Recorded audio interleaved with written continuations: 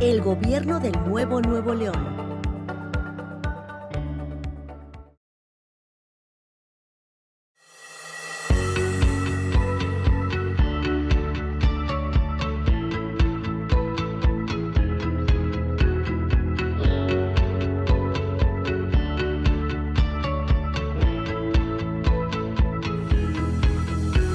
Hablemos de igualdad.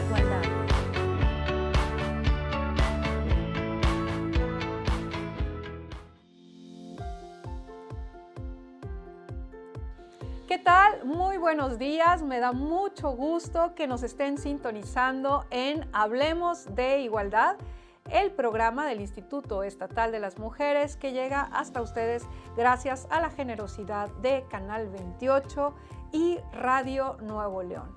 El día de hoy estaremos abordando un tema por demás importante: educación e igualdad de género. En el Instituto Estatal de las Mujeres, como ustedes saben, lo hemos platicado en otras ocasiones, desplegamos una serie muy importante de trabajos con toda la comunidad y también con las instancias gubernamentales. Pero hay uno en particular que tiene un enorme efecto multiplicador y es el trabajo que realizamos con las unidades de igualdad de género de cada dependencia. ¿Por qué digo que esto tiene un gran efecto multiplicador? Porque es lo que nos permite garantizar que las políticas públicas que se realizan desde cada una de las áreas del gobierno del Estado tengan una perspectiva de género. Pero si hablamos de efecto multiplicador, sin duda, el trabajo que realizamos de la mano con la Secretaría de Educación tiene un valor trascendental. ¿Por qué? Porque ahí es donde garantizamos que universalmente estamos llegando a toda nuestra población en edad escolar. Por eso me da muchísimo gusto recibir el día de hoy a la maestra Claudia Alonso, quien además de ser una amiga entrañable desde hace muchos años, es la directora de Relaciones Internacionales e Igualdad de Género de la Secretaría de Educación del Estado de Nuevo León. Muy bienvenida, Claudia. Muchas gracias, doctora Miriam. Un honor estar aquí acompañándoles. Gracias por la invitación. Y pues vamos de una vez a entrar en materia. Por favor, Claudia, dinos dónde está el cruce entre igualdad de género y educación. Pues, excelente pregunta. El tema de igualdad de género como un tema o como un fin, ¿verdad? Pensándolo desde estas dos rutas, es este anhelo que tenemos como sociedad en donde mujeres y hombres tengamos las mismas oportunidades, las mismas posibilidades, los mismos resultados en el ejercicio de nuestros derechos. A eso, cuando hablamos de igualdad de género, estamos refiriéndonos a ello, ¿verdad? Entonces, ¿por qué existe una desigualdad? Y entonces, al preguntarnos por qué existe una desigualdad o por qué no existe esta igualdad, pues nos tenemos que remitir a los planteamientos de la teoría de género y los planteamientos que el feminismo ha construido a lo largo de siglos, en donde claramente queda fundamentado cómo hay una organización social, que es el orden patriarcal, y este orden nos organizó a mujeres y a hombres, ¿verdad?, a ubicar nuestras capacidades a partir de un adiestramiento, una segregación, una división del mundo entre lo público y lo privado, y por tanto nos fue segregando a unas y a otros al acceso a los derechos. ¿Y esto de qué te está hablando? Pues de una construcción epistemológica, una construcción social, una construcción política, y estas construcciones se deberán de deconstruir precisamente a través de la educación. La educación es su apalancamiento, es decir, la educación tiene una gran capacidad que es la construcción de un pensamiento crítico. Y entonces la educación, como esta gran posibilidad humana que hemos construido, está dándonos el camino para cuestionarnos si es normal, natural las desigualdades y nos permite además plantearnos los nuevos rumbos, que es la otra cara de la educación, es la transformación. Qué hermosa palabra esta que estás utilizando, transformación. Creo que hacia allá tenemos que ir avanzando para ir cambiando todas estas estructuras de las que nos hablabas. Creo que no mucha gente lo sabe, pero nuestra secretaria de Educación en el estado de Nuevo León fue parte fundamental para que, por ejemplo, empezáramos a tener datos que nos dijeran, diferenciando mujeres y hombres, cómo estaba la participación en la educación, porque antes ni siquiera sabíamos. Y Sofía Leticia, desde su labor en lo federal, trabajó en aquel momento para que pudiéramos tener estos datos. Cuéntanos, Claudia, ¿cómo ha venido evolucionando el acceso de las mujeres a la educación? Porque la escuela, como parte de esta estructura de la que hablabas, pues no era igualitariamente para mujeres y hombres, por lo menos no su acceso. ¿Cómo estaban las cifras en el pasado y cómo están ahora? Sí, qué bueno que haces este énfasis de lo que en distintos momentos distintas servidoras públicas han ido haciendo para que efectivamente desde el sector educativo se vaya midiendo con mucha mayor puntualidad y claridad el acceso, y no solo el acceso, la permanencia, y otro elemento fundamental es la terminación oportuna de tu actividad escolar, de tu ciclo escolar. Y efectivamente, la doctora Sofía Leticia en los 90s, ¿no? Después de Beijing, que es un mandato que se da que todas las instituciones o los estados parte del que firmaron la Convención para eliminar todas las discriminaciones hacia las mujeres, se estableció como un mandato que la estadística tenía que medir, teníamos que ir gestando recursos administrativos que nos permitieran definitivamente ir viendo cómo accedíamos, cómo permanecíamos y cómo íbamos culminando en el sistema educativo. De tal manera que de los 90s ahora ha habido una transformación, porque efectivamente mucho antes, estamos hablando de 100 años ya del sistema educativo mexicano. Entonces, ha habido más de 100 años, ha habido un arribo importante de las mujeres progresivamente, y hay que entender este arribo a la luz también de esto que decía en la primera pregunta que me hacías. Es decir, las mujeres en el origen, antes del siglo XIX y XX, pues no necesariamente tenían el permiso para acceder al conocimiento.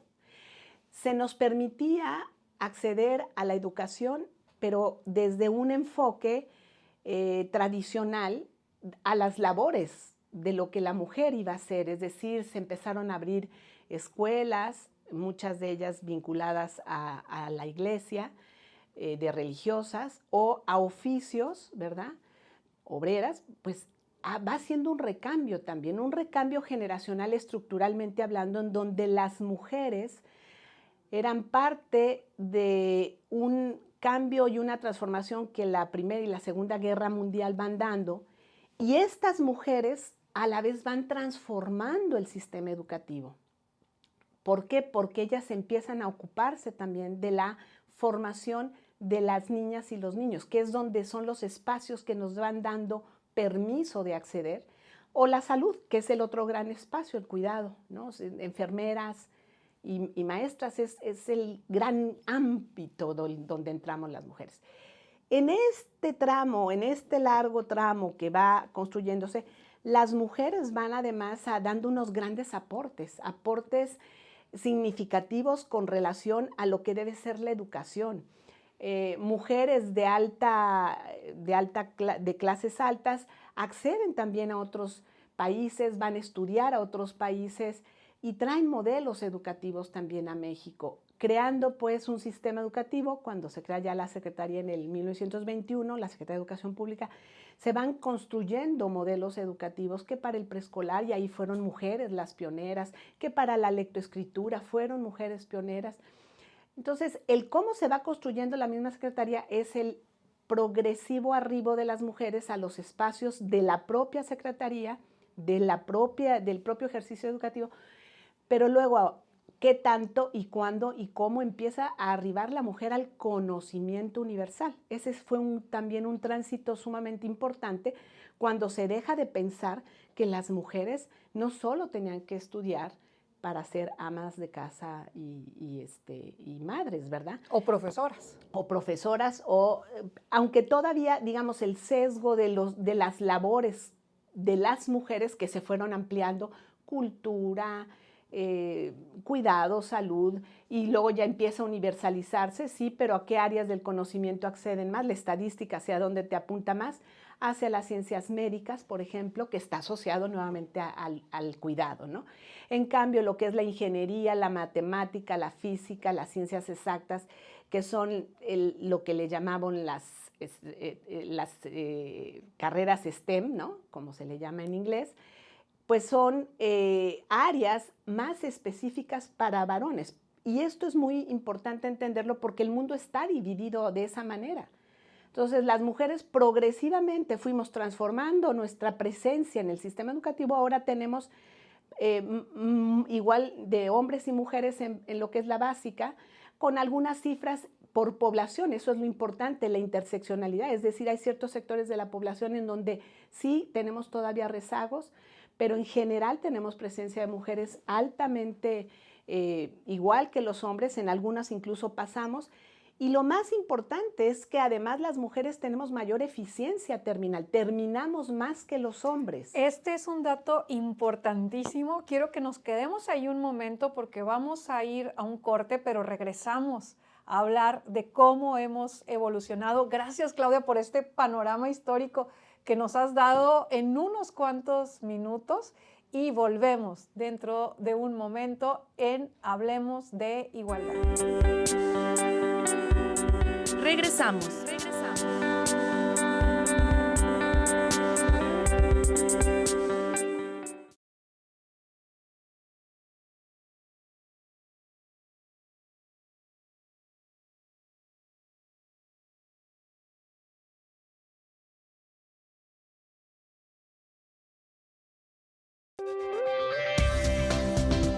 Continuamos.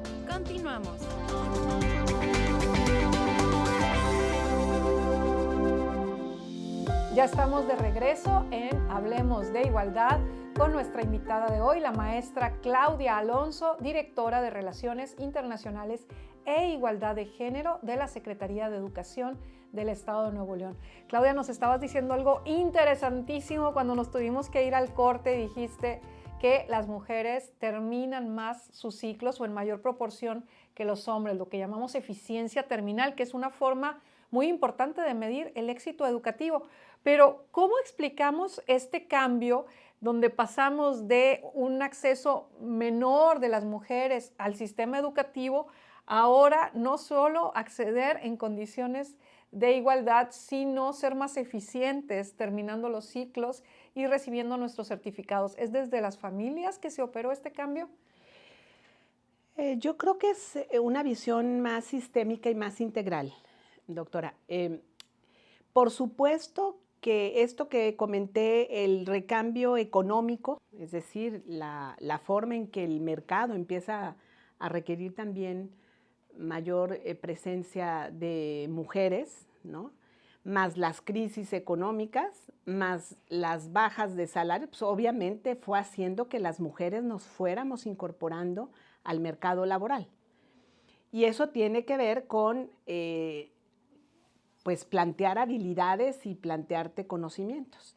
Y también hubo un planteamiento universal del derecho de las mujeres a la educación, ¿no? Y es en esa lógica que las políticas del Estado mexicano fueron altamente contundentes en favorecer también que cada vez más mujeres accedieran a la educación. Es decir, es esa combinación, ¿no? Y en particular, por ejemplo, esta pérdida que teníamos de salida de muchas mujeres en secundaria, ¿cómo logramos en algún momento histórico salvar que las niñas no se quedaran solo con primaria, ¿no? O la mitad o el trunco la secundaria?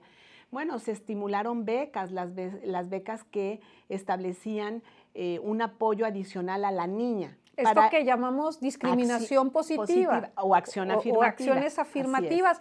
que van para apoyar grupos muy específicos que se encuentran en una situación más desfavorable que la generalidad. En este caso, ese grupo específico eran las mujeres. Así es. Y entonces tenemos que tener acciones contundentes ahí mismo. ¿Qué se hizo para que más mujeres asistieran a la escuela y terminaran sus estudios? Sí, exactamente, Miriam. Estábamos en un momento en donde la idea social es, ¿para qué va la niña a la escuela si la van a mantener o ella se va a quedar en casa? ¿Qué le tuvimos que dar a la familia?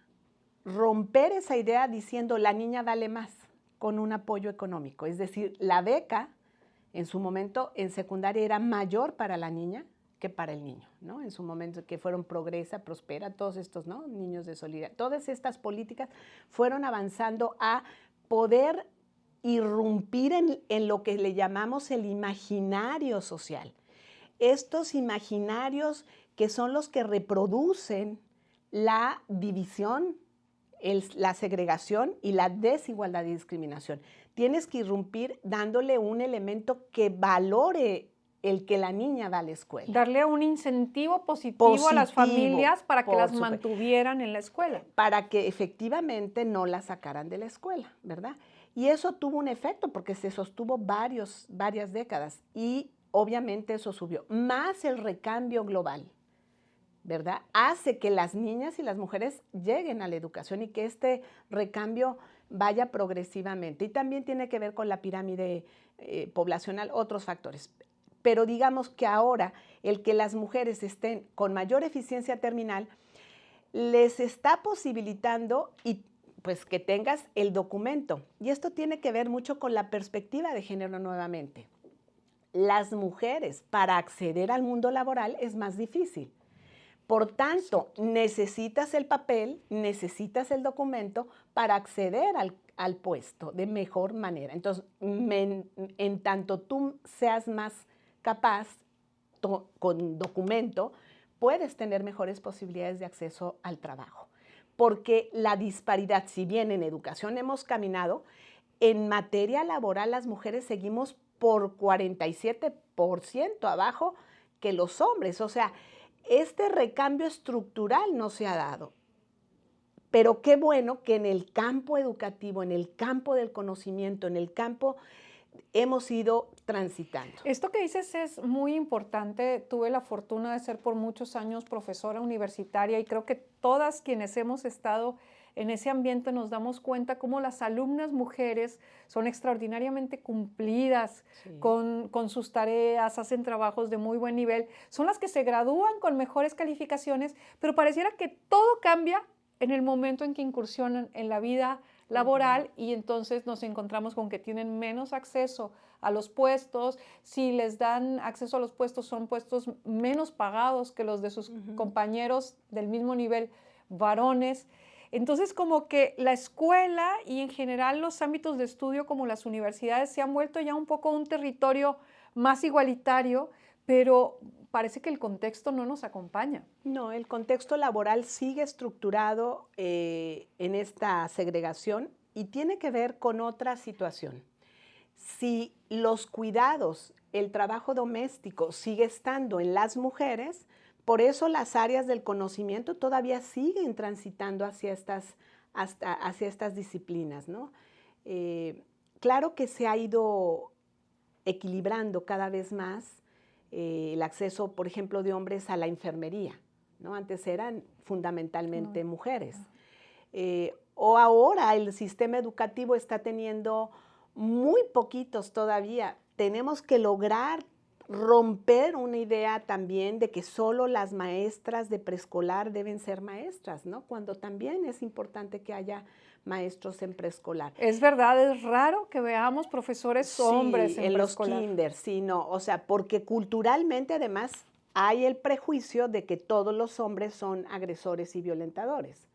Entonces creemos que no, que las mujeres somos más maternales. Estos prejuicios siguen estando en el imaginario y cada vez tendremos que ir transitando a irrumpir eso. Y esto está de este lado, es decir, en el inicio y en el fin es donde se ven las segregaciones de manera más clara. en el preescolar o la educación inicial y en la educación superior, ¿no? Y sobre todo ya en las especialidades. En especialidades tú, en física, en química, en ingenierías, en robótica, en estas disciplinas que son altamente de la ciencia matemática o exacta o de la física, ves hombres. Han entrado mujeres, claro, ha ido una irrupción cada vez más importante de mujeres, y esto tiene que ver también porque el mercado laboral se ha ido abriendo a las mujeres también. Es correcto. Eso es un estímulo. Por eso la política que la Secretaria de Educación está impulsando es muy, muy inteligente en el sentido de ir identificando en la educación dual qué áreas del conocimiento están vinculadas a las necesidades del mercado laboral y cómo tenemos que ir fortaleciendo a que las niñas, las adolescentes, las jóvenes, el magisterio se convenza de que las mujeres también pueden ir a esas áreas del conocimiento, ¿no? No es nada sencillo, es altamente lento, perdón la expresión, pero es un proceso, es una revolución muy, muy pronunciada, larga, sutil, pero eso ha sido la educación. La educación en México ha ido transformando. Yo sostengo que las maestras de México son mujeres fundamentalmente, maestras, y son las que han ido en el camino transformando este país. Claro que sí, insignes maestras que hemos tenido en nuestro México, pero tú dices, bueno, hay este proceso, esta revolución que es necesariamente larga, pero también sé que hay formas de acelerarla, que hay catalizadores y que se hacen justamente desde las políticas públicas en áreas como esa que tú atinadamente lideras. Así que yo quisiera que nos platiques qué se está haciendo en Nuevo León para apuntarle a la igualdad entre mujeres y hombres y transformar también la mirada de las familias. Tú iniciaste este programa con un concepto, hablabas del feminismo y de pronto todavía tenemos familias que reciben mal un concepto así, que de pronto se preguntan qué ideas le están metiendo a mis hijos en la cabeza, porque no solo a las hijas, con los hombres también tenemos que hablar de estas temáticas. ¿Qué se está haciendo desde la Secretaría de Educación en Nuevo León?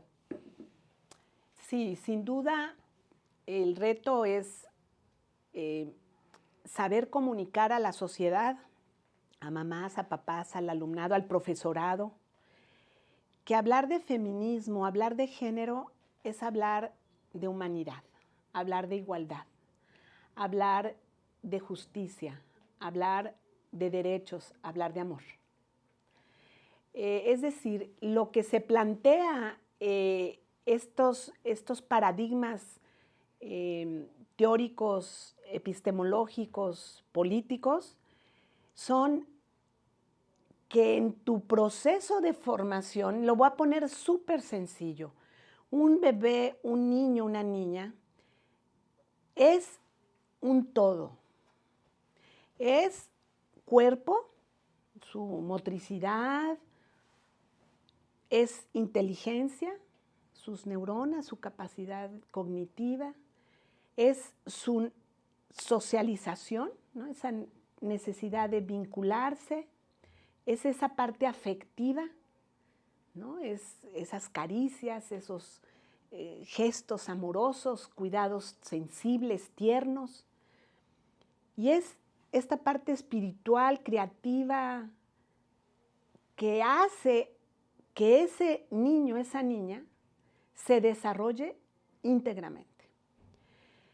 Todas estas capacidades y facultades tienen sus alimentos. El alimento es la convivencia, o es el conocimiento, o es el ejercicio, o es la creatividad artística.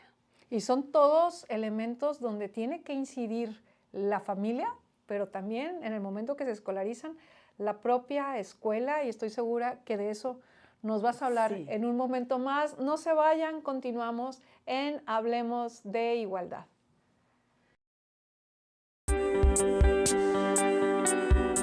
Regresamos.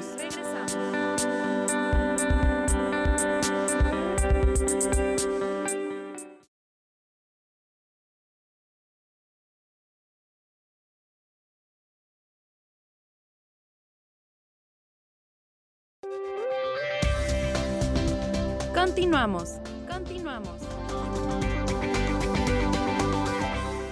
Estamos de regreso en Hablemos de Igualdad, en una conversación por demás interesante con una persona que sabe mucho de estos temas, la maestra Claudia Alonso, quien está a cargo del área de Relaciones Internacionales e Igualdad de Género de la Secretaría de Educación de aquí, de nuestro estado de Nuevo León. Este es el nivel de gente que tenemos en nuestro estado. Y justamente, Claudia, nos hablabas del ser humano, el niño, la niña, como un todo, con muchísimas esferas. Entonces, por favor, platícanos cómo este todo luego es tomado en cuenta desde el sistema educativo. Sí, por supuesto. Decía yo esta idea para ser más directos, que podamos ir comunicando con la audiencia. Esas múltiples capacidades, todas y todos aspiramos a que se desarrollen, porque esa persona puede ser todo lo que esas capacidades le van a permitir.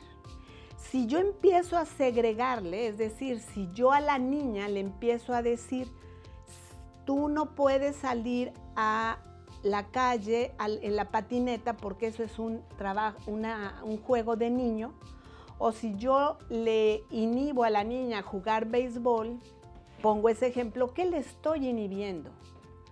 Potencialidades y capacidades motrices, cognitivas y relacionales asociadas al pensamiento lógico-matemático, ¿no? Y si al niño yo le inhibo esta capacidad tierna, amorosa de cuidar, proteger a un muñeco, ¿qué le estoy inhibiendo? Capacidades, habilidades de cuidados y químicas incluso, para preparar alimentos, ¿no? Saberes de lo que es la salud y el bienestar. Entonces, el que tengamos las personas un desarrollo integral, por eso la educación habla del desarrollo integral, por eso habla de que tenemos que dar el conocimiento universal e integral en todos los campos, por eso la educación tiene que dotar habilidades socioemocionales y cognitivas y conocimientos y saberes y las habilidades básicas del pensamiento matemático, el pensamiento lógico y el lenguaje y la comunicación, que son saberes indispensables para seguir transitando. La escuela, por lo tanto, tiene que desarrollar eso. Y voy ya muy concreto. ¿Cómo decirle a mamá y a papá que esto que estoy diciendo, eso es el feminismo? Eso es el feminismo. Lo que queremos es exactamente que las niñas y los niños puedan tener todo lo que necesitan para desarrollarse, sin sesgos de género. A eso nos referimos el sesgo de género. Yo me quedo pensando, Claudia, porque aquí dices, ¿cómo le decimos a mamá y a papá? Y es un elemento muy importante, porque fíjate cómo hablamos mucho de la discriminación de algunos territorios y actividades para las mujeres. Hablamos poco de cómo el patriarcado también inhibe algunas actividades a los hombres. Por supuesto. Y yo me imagino que en las familias hay mucha más incomodidad si un niño, hombre, pide, vamos a suponer, de regalo de Navidad una muñeca, que si una niña pide una patineta. Entonces hay también una forma de leer esos estereotipos de género que juegan en contra de los propios hombres. Claro, Miriam, y ahí es el otro elemento que la teoría nos fue explicando. Obviamente fue un transitar el que la niña llegara a una patineta. En otras épocas era un prejuicio absoluto, ¿no? Ahorita ya no, porque es la parte de la lucha de las mujeres donde dijimos ese imaginario igualitario debe de permitirnos.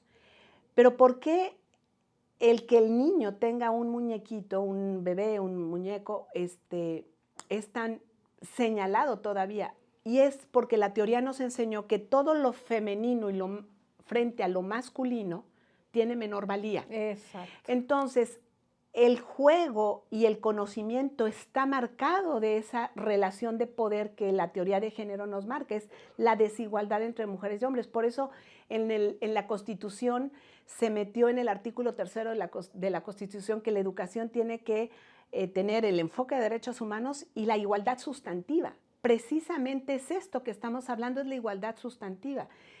No hay más valía ni mayor jerarquía entre un hombre y una mujer.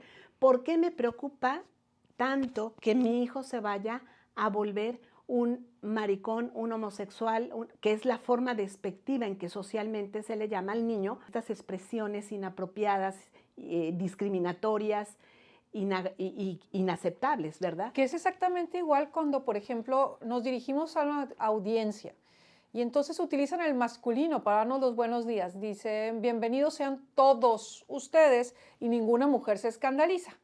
Pero si dijéramos, bienvenidas sean todas ustedes, así haya 2 hombres en la audiencia, Sí. se dicen ofendidos. Me ha pasado Sí. en cursos que ofrecemos aquí, que si yo me dirijo en femenino, le resulta una ofensa, que es Sí. justo por esto que tú dices, porque se le reconoce menor valía al género femenino. Esto, dentro de la teoría, es lo que también las académicas nos aportaron. Se llama androcentrismo, es decir, pensar que el mundo está construido desde el hombre para el hombre y con las ideas del hombre. Y eso es lo que estamos transformando. Estamos metiendo la voz de las mujeres, las ideas de las mujeres, la presencia de las mujeres, los cuerpos de las mujeres. Esa es la transformación. ¿Y eso qué implica? Que la niña pueda jugar lo que ella quiere y el niño pueda jugar lo que él quiere. Que si las niñas son del equipo de fútbol y son ya de la liga y son campeonas, ganen igual en salario que no las niñas, ya las jóvenes que son de las selecciones, ¿no? Ganen igual que los varones. Las tigresas y las rayadas que tantos triunfos le dan a nuestro estado y que hay que reconocérselos de forma igualitaria. Igualitaria, exactamente. Hacia allá tenemos que transitar. Y esto que hemos conversado vuelve un poco a tu primera pregunta. O sea, ¿qué papel tiene la educación en todo esto? Todo.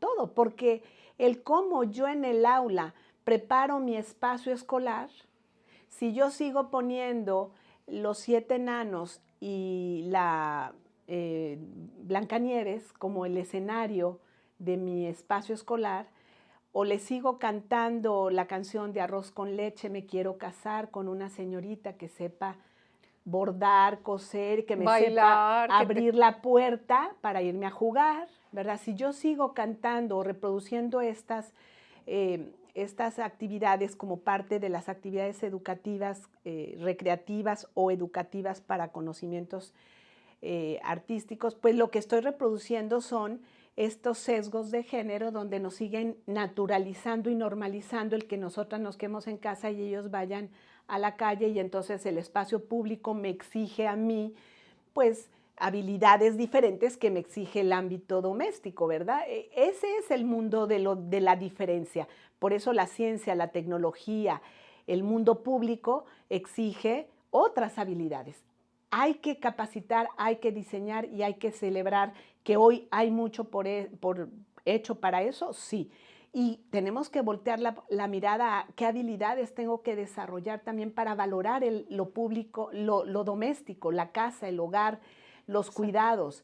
Darle ese valor a lo femenino tan poderoso como lo masculino, y no un femenino romantizado, idealizado, como lo construyen desde la concepción de ciertas corrientes del 10 de mayo, ¿no? Donde es algo propio y natural de las mujeres, sino desde un pensamiento crítico para que también nos vayamos desapropiando las mujeres de la idea de que los hijos son nuestros, ¿no? Hay un teórico, Michel Foucault, que explica de una manera muy sencilla, dice: los hijos son tuyos y el dinero es mío, ¿no? El hombre.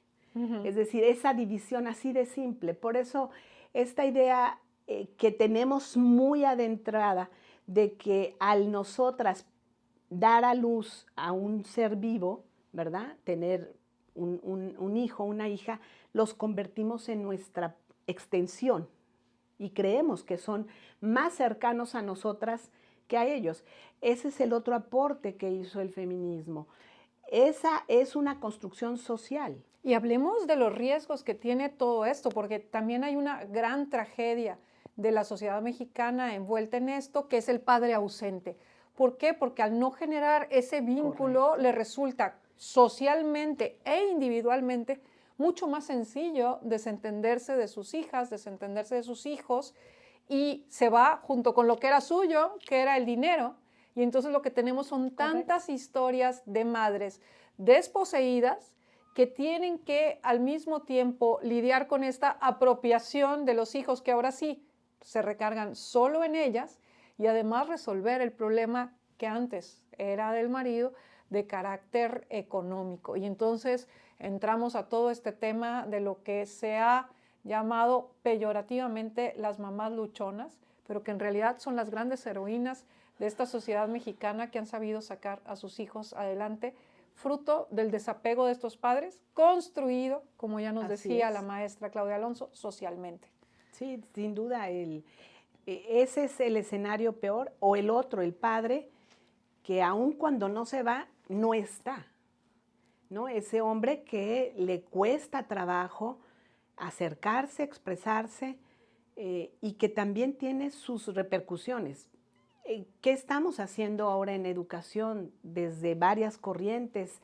El trabajo de la igualdad de género siempre ha planteado la transformación de los estereotipos de género. Ese es el punto, es no segregar, no determinar cuántas mujeres, cuántos hombres, quiénes tienen que estar en un lugar o en otro, sino que tenemos que lograr que esa segregación desaparezca y para ello la educación en perspectiva de género es ponernos atentas, atentos a cómo estoy yo mirando lo que hace el niño o la niña, si no es a partir de esta forma normalizada, tradicional, hasta dónde estoy limitando sus potencialidades, sus capacidades, su desarrollo, hasta dónde estoy poniendo en un menor valor y en un menor jerarquía a la niña o lo femenino, porque hay niños afeminados y entonces los ponen abajo, ¿verdad?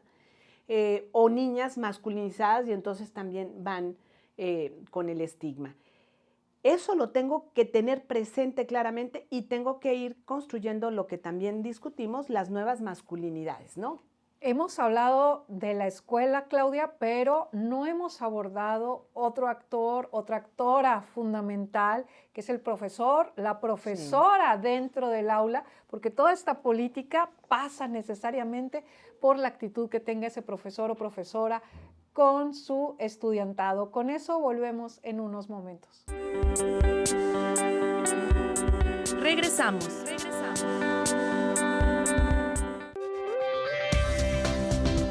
Continuamos.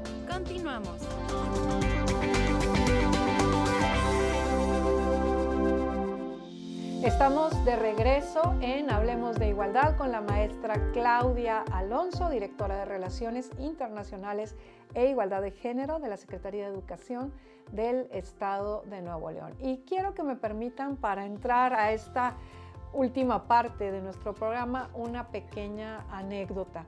Si de pronto hay una maestra en el aula que dice, niños, pueden salir al recreo, y hay una niña que se queda sentada y la maestra le pregunta, ¿qué no escuchaste? Dije, niños pueden salir al recreo. Y entonces la niña tiene que entender que niños quiere decir niños y niñas y conducirse al recreo.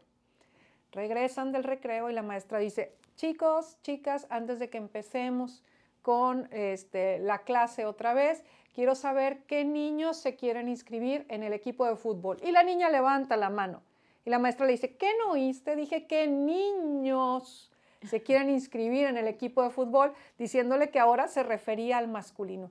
Y entonces las niñas crecemos sabiendo que nosotras tenemos que ser capaces de percibir cuándo el masculino nos incluye y cuándo no. Entonces lo que aprendemos es que somos prescindibles, Claudia. ¿Qué rol tienen las maestras? ¿Qué rol tienen los maestros en la educación, en la igualdad? Es uno de los factores más importantes que tenemos por el diseño del sistema educativo mexicano y la política educativa mexicana. El maestro, la maestra son actores centrales en el aula y en el espacio escolar, en donde su labor, que es de guiar y potenciar las capacidades de las y los estudiantes, también pueden favorecer un pensamiento crítico, una colectividad que no discrimina, una colectividad que está atenta a los sesgos de género, a los estereotipos, puede estar atento a cómo manejar cuando se presenta un hecho como el que tú platicas, porque eso nos sucede cotidianamente.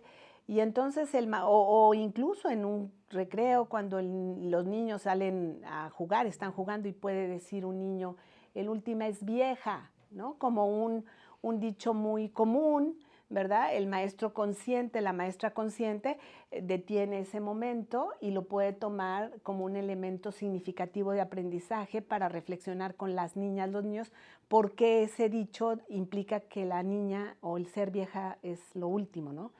Entonces, el maestro y la maestra son centrales, Miriam. Si no tenemos una formación fuerte que les permita a ellos entender lo que significa la construcción social del género y cómo estamos formadas todas y todos, tú y yo, por más que uno estudia, sigues reproduciendo lo que es el orden patriarcal, porque estamos construidos en este orden, porque el orden social está reproduciéndose permanentemente en este orden. Entonces, ¿cómo hacer que el docente tenga esta capacidad? Primero que nada, de apertura, de sabernos que somos reproductores de estereotipos de género, que somos posibilitadores de cambio. Eso es, creo, la primer convicción que tienes que tener y que te va a dar una oportunidad de vivir tu vida de otra manera. Eso es también lo más maravilloso. Entonces, trabajar con los docentes, la formación docente es fundamental, sin duda.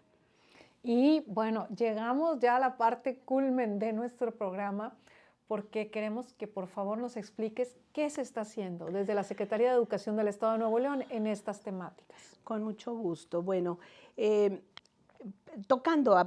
ligando con la última pregunta, por ejemplo, desde la Subsecretaría de Desarrollo Magisterial, que es la que coordina el trabajo y el esfuerzo de todas las escuelas normales del Estado de Nuevo León. 5 escuelas normales, una universidad pedagógica y un centro de atención del magisterio. Entonces, digamos que estas escuelas normales, que son las que forman a nuestros futuros docentes, ya tienen curricularmente 3 asignaturas que van a formar al estudiantado, a las y los futuros docentes en materia de igualdad de género. Para ello se diseñó el currículum. ¿Por qué lo pudimos meter? Porque hay una política nacional que sí plantea como un eje transversal la igualdad de género, porque hay una constitución que ordenó que tenía que tener perspectiva de género. Esa es la gran ventaja que tenemos hoy expresamente en el marco jurídico mexicano.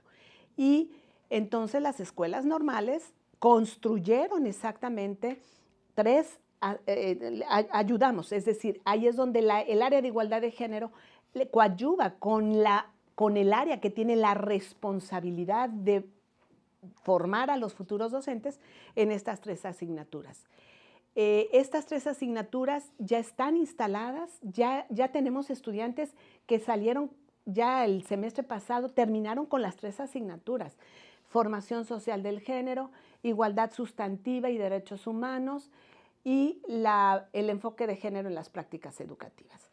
Al profesorado de las escuelas normales se les está formando en materia de igualdad de género y de derechos humanos. ¿Para qué? Para que haya ese proceso. Y a quienes imparten la asignatura se les diseñó un cuadernillo que les acompaña en su proceso de impartir las asignaturas, pero es un cuadernillo pensado en una lógica pedagógica docente donde el libro le va formando a él, porque sabemos que no están formados y tenemos que dotarles de posibilidades para que ellos se formen. Esto estamos hablando de los maestros que se van a salir a las escuelas, y tenemos a los activos, todos los activos.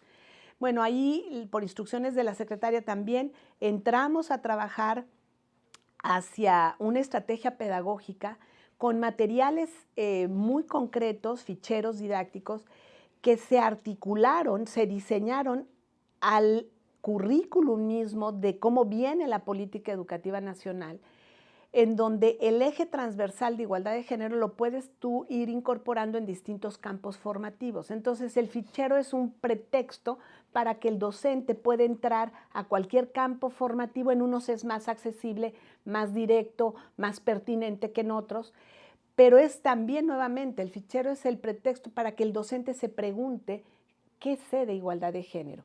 Y junto con esto armamos todo lo que es el proceso de formación y capacitación en el uso de la estrategia, tanto de los ficheros de una manera muy concreta, muy práctica, porque también hay que decirlo, el sistema educativo de Nuevo León tiene muchas maestras y maestros formados en igualdad de género. Hay otros que todavía faltan, pero hay muchos. Entonces hay que entender que nuestros procesos formativos tienen que ser pues diferenciados, pensando en el que ya sabe, pues lo que le des, pues le refuerce, ¿verdad? O él pueda enriquecer y aportar más. El que no sabe nada, pues sea el pie de casa para empezar. Y además implementamos un curso presencial de más horas, de 40 horas, porque tenemos que ir vinculando también el interés del maestro con su desarrollo magisterial, ¿no? Puntaje para su carrera magisterial. Esto es, digamos, que lo que hemos ido articulando en este momento, y otras acciones que se han hecho es para la prevención de la violencia sexual también, ¿no? Es programas que hemos vinculado en su momento con el Instituto Municipal de las Mujeres Regias, en donde trabajamos con el alumnado, hombres y mujeres, para desarrollarles habilidades a las niñas para identificar lo que es violencia, cómo usar su voz, cómo cuidarse, cómo desatarse de un momento en donde estén viviendo violencia, incluso cómo defenderse ante una violación. Y en el caso de los chicos, a que identifiquen cómo ellos son generadores de posibles actos de violencia o de discriminación, cómo está construida esta masculinidad, cómo pueden ellos desescalar una situación de violencia entre sus compañeros sin ponerse en riesgo. Ese programa es muy importante y bueno, estamos buscando que continúe, ¿verdad? Digamos que esas son acciones. Y otras áreas de la propia Secretaría, lo que comentaba, desde cibereducación y educación tecnológica, por ejemplo, está todo el programa de Ciberaprende, en donde se les ha aportado formación en tecnologías, en robótica, a niños y a niñas, pero sí se va buscando que las niñas tengan un mayor acompañamiento. En otras subsecretarias, por ejemplo, en lo que es desarrollo, educación media superior y superior, perdón, me regreso, en educación preescolar también, por ejemplo, hay varios programas, varios de los que se están operando, además del que ya expliqué de la estrategia pedagógica para incorporar la perspectiva de género y el enfoque de derechos humanos. Está el de Educando para, se llama de igual a igual, ¿no? Es decir, hay varias estrategias que se están usando para efecto de que el profesorado vaya nutriéndose de esta nueva perspectiva.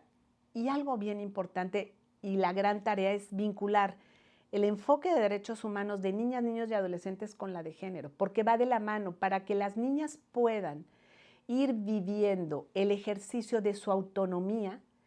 El adulto tiene que permitirlo y ahí es donde nos cruzamos con el adultocentrismo, que no les permitimos. No creemos que escucharles es correcto, no creemos que su opinión tenga validez, los vemos también con cierta desconfianza. Entonces, todos los procesos de formación que estamos buscando hacer hacia el profesorado con herramientas, con materiales, hay una página ahorita que está ya puesta en línea, ¿no? igualdaddegénero.uinl.edu.mx, en donde el maestro, maestra, sociedad en general, padres, madres, pueden entrar a ver estos materiales que he comentado, pero además hay un apartado de recursos. Es una curaduría que hemos hecho con una selección muy cuidadosa de materiales que al profesorado también le ayude no solo a impartir sus clases, sino a prepararse para desarrollar sus actividades. Me da mucho gusto que estemos cerrando con esto porque nos encanta poner accesible para nuestra audiencia material, ideas que puedan servirles para que también desde casa trabajemos el seguir hablando de igualdad. Muchas gracias, maestra Claudia Alonso, por haber estado aquí con nosotros, con nosotras. Y por supuesto, gracias a todos, a todas ustedes que nos estuvieron escuchando, que nos estuvieron viendo a través de Canal 28 el día de hoy. Y les invitamos, por supuesto, a que el siguiente sábado también nos acompañen en Hablemos de Igualdad. el Instituto Estatal de las Mujeres les da las gracias por acompañarnos.